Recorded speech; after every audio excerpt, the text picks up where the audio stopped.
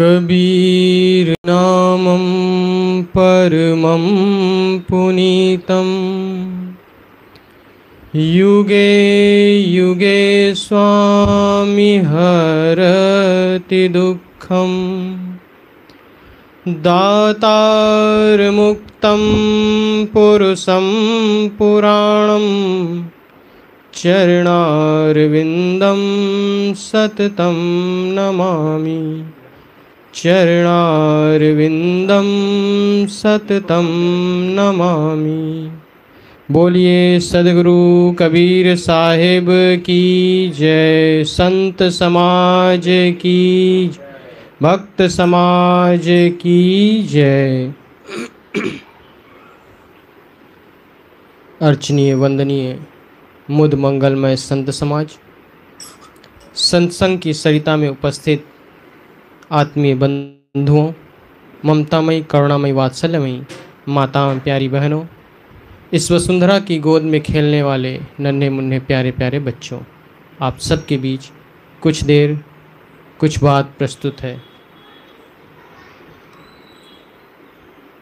आज एक बात याद आ गई, एक छोटी सी घटना से बात की शुरुआत करते हैं। जैसे कि आप लोग घर बनवाते हैं तो किसी बिल्डर से मिलते हैं जो ठेकेदार होता है, जो ठेका लेता है। वैसे ही ऐसे ही किसी बड़े शहर की बात रही होगी। दो ठेकेदार एक साथ काम किया करते थे, दोनों पार्टनरशिप में काम किया करते थे। तो एक बार की बात है कि जो दोनों पार्टनर थे उनमें से एक आदमी थोड़ा बुजुर्ग था, 60 साल से ऊपर का हो गया था।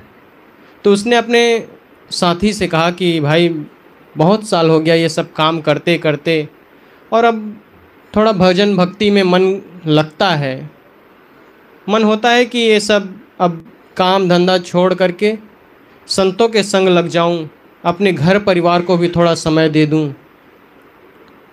तो उसके साथी ने कहा कि ठीक है भैया, कोई बात नहीं, आप चाहते हैं तो अच्छी बात है, लेकिन एक छोटा सा काम और है। आपका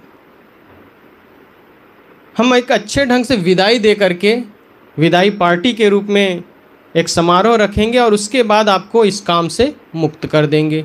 लेकिन उसके पहले एक छोटा सा काम है कि एक अभी एक कंस्ट्रक्शन का काम आया है, मैं चाहता हूं कि आप उसको निपटा देते, उसके बाद फिर अपना संन्यास लेते, विदा लेते। अब मन तो नहीं था उसका, मन तो नहीं था, क्योंकि जब कोई आदमी चाह लेता है कि अब मुझे छोड़ना है और उसे फिर काम बताया जाए तो वो फिर उतने अच्छे से नहीं करता है। तो उसका मन तो उतना था नहीं, लेकिन कहा ठीक है, अब तुम कहते हो तो कर लेते हैं काम। तो उस आदमी को कंस्ट्रक्शन का काम मिला, अनमने ढंग से गया, देखा, जांच पड़ताल किया और सब सामान का ऑर्डर दे दिया। ऑर्डर दिया, आ गया और ठेकेदार से अपने साथियों से फिर कह दिया कि काम शुरू करो। कभी देखने चला जाता, कभी नहीं देखता। ऐसे तैसे करके महीना भर में, महीना 2 महीना में वो मकान बन करके तैयार हो गया। अपने साथी से कहा कि भाई ये जो आपने कहा था, ये काम बन करके पूरा तैयार हो गया है और अब मैं चाहता हूँ कि अब छुट्टी दे दी जाए मुझे।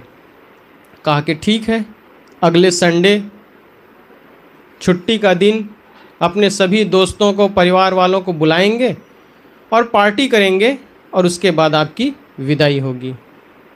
कहा ठीक है।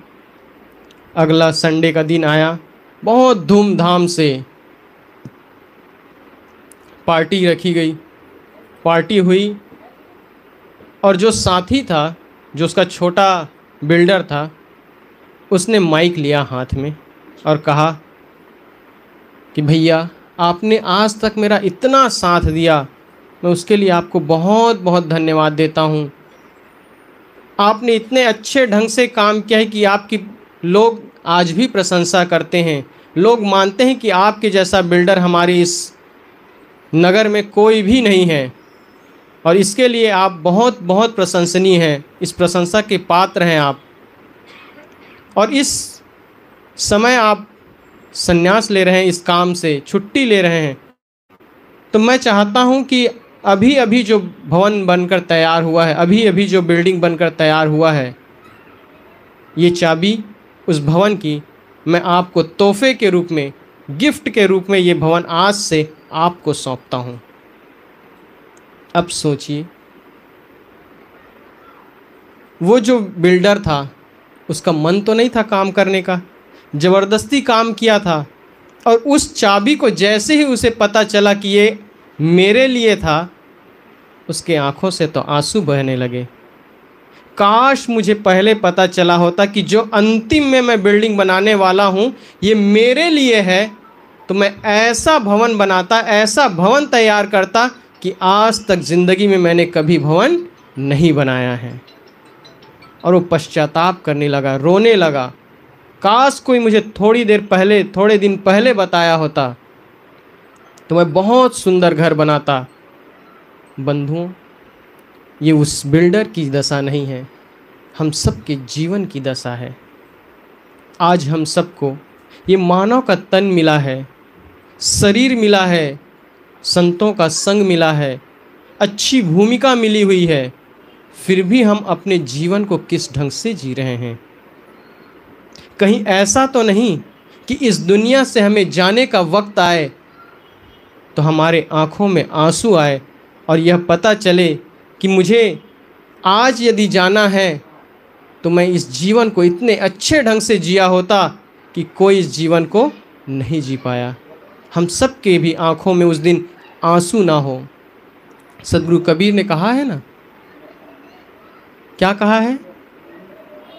कबीर जब हम पैदा हुए, कबीर जब हम पैदा हुए, जग हंसे हम रोए, ऐसी करनी कर चलो हम हंसे जग रोए। क्यों कहा है कबीर साहब ने? इस मानव जीवन की भूमिका, ये जो मनुष्य का तन मिला है, इसकी सार्थकता हम जानते कहाँ हैं? एक छोटा सा उदाहरण से समझ लें। हम सब यहाँ बैठे हैं, अभी कुछ समय पहले कोरोना का समय था, और जब कोरोना का किसी को हो जाता था तो वो ऑक्सीजन के लिए तरसता था, वेंटिलेटर पे चला जाता था, और उस वेंटिलेटर में क्या दिया जाता था? सिर्फ और सिर्फ ऑक्सीजन। और उस समय उस वेंटिलेटर की कीमत कितनी थी? आप सब जानते हैं, बहुत कीमत, बहुत खर्च करना पड़ता था। किसके लिए? सिर्फ और सिर्फ एक ऑक्सीजन पाने के लिए। आज हम सबको ऑक्सीजन कितने रूप में उपलब्ध है? हम जहाँ बैठे हैं केवल सांस ले रहे हैं, छोड़ रहे हैं, लेकिन क्या कभी हमने ये कृतज्ञता का भाव व्यक्त किया है कि जो प्रकृति ने हमारे लिए खाने के लिए भोजन, पीने के लिए पानी, सांस लेने के लिए हवा, सब कुछ उपलब्ध है, क्या हमने कभी उसे धन्यवाद दिया है? कभी नहीं। कभी अपने माँ बाप को आपने धन्यवाद दिया है कि आपने मुझे पैदा करके बहुत बड़ा उपकार किया? कभी नहीं किए हैं आप। और उल्टा जब बच्चे होते हैं ना तो माँ बाप को क्या कहते हैं पता है? आपने मेरे लिए किया ही क्या है? आपने मेरे लिए किया क्या है? बस पैदा कर दिया, छोड़ दिए। ऐसे बच्चों को सिर्फ एक बार जो स्कूल का बस्ता होता है ना, स्कूल का बैग जो अपने कंधे पर टांग के चलते हैं, उसको बदल कर देखिए। किससे? जो लोग कचरा बीनने वालों का बोरा देखे ना, उनका बोरा उस बच्चे को थमा दीजिए, और उस बच्चे का जो स्कूल में जा रहा है, उस बच्चे का स्कूल बैग उन बच्चों को थमा कर देख लीजिए वो किस कंडीशन में आ जाएंगे। हमें जो कुछ भी मिलता है उसकी हम कीमत नहीं समझते। हमें जो कुछ भी मिलता है उसकी कीमत नहीं समझते। अच्छा, एक बात बताइए, हमारे जीवन में सबसे कीमती क्या है? हमारे जीवन में सबसे मूल्यवान वस्तु क्या है? आप कहेंगे रुपया, क्योंकि दादा बाप न भैया सबसे बड़ा रुपया है ना। और कोई कहेगा कि माँ बाप जिसने हमें जीवन दिया। लेकिन जिसने हमें जीवन दिया वो जीवन ही सबसे ज़्यादा मूल्यवान है। हमें जीवन ही ना मिलता, हमें ज़िंदगी ही ना मिलती, तो क्या हम इंसान होते या कोई हमारा माँ बाप होता? हमारा जीवन सबसे कीमती है। क्यों? क्योंकि एक वक्त के बाद माँ बाप का भी साया हमारे ऊपर से छूट जाता है, लेकिन जो हमारी ज़िंदगी है वो यदि छूट जाए तब हम खत्म। तो हमारी ज़िंदगी सबसे कीमती है, लेकिन इस जीवन को सुधारने के लिए, इस जीवन को संवारने के लिए, इस जीवन को सुंदर बनाने के लिए हमने कौन सा ऐसा काम किया है? इंसान को 3 चीज़ों की आवश्यकता होती है: रोटी, कपड़ा और मकान। रोटी आजकल के समय में हर इंसान को उपलब्ध है, और सिर्फ रोटी ही नहीं, रोटी के नाम पर, खाने के नाम पर इतने प्रकार के आप व्यंजन बनाते और खाते हैं जिसकी कोई सीमा नहीं है।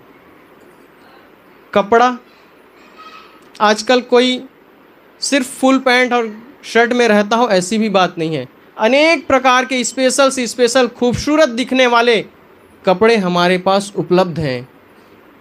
और मकान, इतने सुंदर सुंदर मकान, इतने अच्छे मकान जिसको देखकर मन मोहित हो जाता है। क्या इन तीनों के बजाय, इन तीनों के अलावा आपके जीवन में और कुछ की आवश्यकता है? रोटी तो आपको मिल गई, कपड़ा मिल गया, रहने के लिए मकान मिल गया, क्या इसके अलावा भी कुछ चाहिए? वो है जीवन में शांति। अगर जीवन में शांति नहीं है, जीवन में सुकून नहीं है, जीवन में संतोष नहीं है, तो आपको अच्छी रोटी मिल जाए सुख नहीं मिलेगा। अच्छे कपड़े आप पहने हो आप सुखी नहीं होंगे। अच्छे मकान में भी रहते हो तो भी आप संतुष्ट और सुखी नहीं रह सकते। इसीलिए कहा है संतोष संतोष सुख है, रहु तो हृदय जुड़ाए। यदि हमें संतोष रूपी सुख, जिसको पा लेने के बाद हमारा मन शांत हो जाता है, यदि वो शांति यदि हमारे पास आ जाए, हमारे जीवन में शांति आ जाए, तो हमारा जीवन सुकूनमय हो सकता है, शांतमय हो सकता है और हमारा जीवन सुंदर हो सकता है। आए कुछ विचार इस जीवन को शांत करने के लिए विचार करें। हमारे जीवन में आवश्यकता क्या है? अगर इस जीवन को बदलना चाहें आप, उसके लिए किन चीज़ों की आवश्यकता होती है? जैसे कि मैं कहूँ कि ये माइक ख़राब है, मान लो मैं कहूँ कि ये माइक ख़राब है, या ये कैमरा ख़राब है, फ़ोटो ख़राब है, स्टैंड ख़राब है, तो आप क्या करेंगे? इसे हटा देंगे और कोई दूसरा अच्छा सा चीज़ या अच्छी माइक या अच्छा उसके विकल्प में जो अच्छा होगा वो आप ला करके यहाँ रख देंगे। लेकिन आपका जीवन बिगड़ा हुआ है, आपका जीवन बिगड़ा हुआ है, तो आपके पास क्या विकल्प है? ये अगर खराब हो जाए तो आपके पास विकल्प है, इसको हटा देंगे, आप दूसरा ला लेंगे। लेकिन यदि जीवन बिगड़ गया हो, आपकी ज़िंदगी ही बिगड़ी हो, तो आपके पास क्या विकल्प है? क्या दुनिया में ऐसा कोई भी डॉक्टर, दुनिया में ऐसा कोई भी चिकित्सक उपलब्ध है जो आपके जीवन को संवार सके? आपको बीमारी हो जाती है, आप किसी ढंग से बीमार हो जाते हैं, तो आपके पास डॉक्टर उपलब्ध हैं, और ऐसे ऐसे डॉक्टर हैं, इतने अच्छे अच्छे डॉक्टर हैं कि आपको कुछ ही समय में ठीक कर सकते हैं। लेकिन आपकी ज़िंदगी गड़बड़ हो, आपका जीवन खराब हो, तो ये सत्संग ही एक ऐसा इंस्टीट्यूट है, ये ज़िंदगी को संवारने का एक ऐसा जगह है जहां आप अपने जीवन को सुधार सकते हैं, अपने मन को संवार सकते हैं, और आप अपने संपूर्ण व्यक्तित्व को सुधार सकते हैं, संवार सकते हैं। इसलिए बंधुओं, हम सबको चाहिए कि हम अपने जीवन को सुधारने का काम करें। हमारे जीवन में जो कुछ भी हो रहा है, ये ना हो तो भी कोई दिक्कत नहीं है। आपको 2 वक्त की रोटी ना मिले, 1 वक्त की ही रोटी मिले, तो आपका जीवन चल सकता है। आपके पास पहनने के लिए 10 कपड़े ना हो, सिर्फ 1 कपड़े हो, तो भी आपका जीवन चल सकता है। आपके पास रहने के लिए बहुत बड़ा मकान ना हो, सिर्फ 1 रूम हो, तो भी आपका जीवन चल सकता है। लेकिन आपके जीवन में सुकून ना हो, आपके जीवन में शांति ना हो, आपके जीवन में, आपके मन में सुख रूपी शांति ही ना हो, तो आपका जीवन चलना मुश्किल है। इसलिए हम सबको चाहिए कि हम इसकी ओर आगे बढ़ें। दुनिया के हर काम अपने आप और आसानी से हो जाते हैं, लेकिन ये अपने जीवन को सुधारने का काम, अपने मन को संवारने का काम, ये अपने आप नहीं होता है। इसे संवारने के लिए हमें कुछ एफर्ट लगाना होता है, अपना संघर्ष करना पड़ता है। जैसे मैं कहूँ कि आपको मीठी वाणी में हमेशा बात करनी है, मीठी वाणी में हमेशा बात करनी है, तो आप क्या करेंगे? आप जैसे बोलते थे वैसे बोलते रहेंगे तो आप हो जाएगा? नहीं होगा। आपको एक संत ने बहुत सुंदर कहा है, यदि हम फसल अच्छी चाहते हैं, यदि हम कोई फसल अच्छी चाहते हैं, तो हमें अच्छे बीज का चुनाव करना होगा। है कि नहीं? अगर हम कोई अच्छी फसल चाहते हैं तो हमें क्या करना होगा? अच्छे बीज का चुनाव करना पड़ेगा, और वो अच्छा बीज ही हमें अच्छा फसल दे सकता है। ठीक उसी प्रकार अपने जीवन को यदि सुंदर बनाना चाहते हैं तो अपने जीवन में कुछ ऐसे बीज डालने होंगे जो हमारे मन को हमेशा हंसा करके रखे, हमारे जीवन को हमेशा पुलकित बना करके रखे, और हमारे जीवन में सुख और सौंदर्य आ सके। वो क्या है? ऐसी वाणी बोलिए मन का आपा खोए, औरन को शीतल करे आपहु शीतल होए। हमें जब अच्छी वाणी बोलने के लिए कहा जाता है तो हम बगल झांकने लगते हैं कि कैसे अच्छे वाणी बोलें, लेकिन उसकी शुरुआत संत गुरुजन कहते हैं अपने आप से होगी, अपने आप से होगी। और अपने आप से आप अच्छी वाणी कैसे बोलेंगे? बोलना तो आप मुंह से होगा, और मुंह से जैसे बोलेंगे सामने वाला सुनेगा, लेकिन उसको कहते हैं कि अपने आप से होना चाहिए शुरुआत। वो कैसे? वो इस ढंग से कि आप जो कुछ भी बोलते हैं उसको अपने अंदर पहले तौल लीजिए। हिये तराजू तौल के तब मुख बाहर आन। सदगुरु कबीर ने कहा है कि अपने हृदय रूपी तराजू में पहले तौल लो। क्या? कैसे तौलना है? ये खरा है, ये खोटा है। आप जो बोलने वाले हैं या आप जो बोलने जा रहे हैं, यदि कोई वही बात कोई बोल दे तो हमें दुख होगा या सुख होगा, हमें अच्छा लगेगा या बुरा लगेगा, ये चीज़ का चुनाव पहले हम कर लें, उसके बाद दूसरों को बोलें।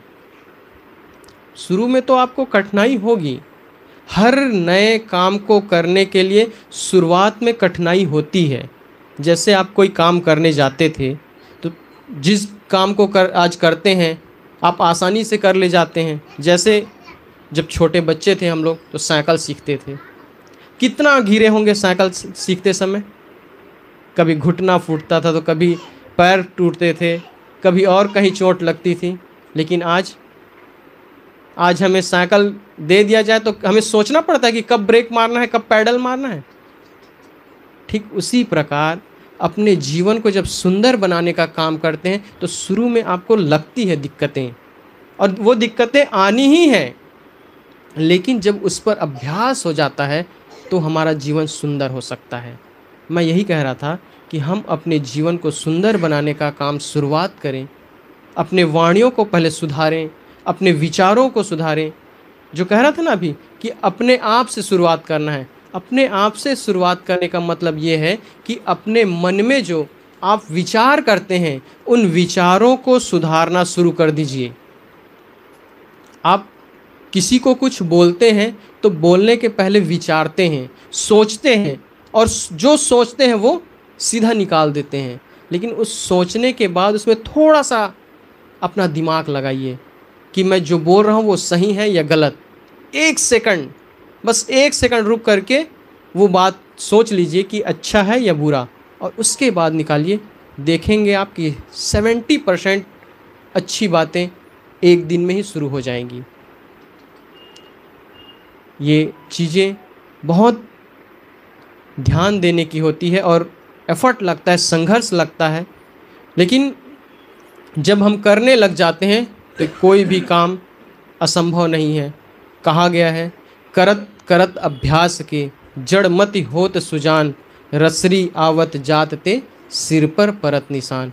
बचपन से हम सब ये चीज़ सुनते आए हैं, हम जानते हैं। अपने जीवन को यदि सुंदर बनाना चाहते हैं, सुव्यवस्थित बनाना चाहते हैं, सुखमय और शांतिपूर्वक जीवन जीना चाहते हैं, तो इन बातों को अपने जीवन में उतारें और उसके अनुसार अपने जीवन जीने का प्रयास करें। तभी हम सुख और शांतिपूर्वक जीवन जी सकते हैं। बस इतना ही कहकर मैं अपनी वाणी को विराम देता हूँ।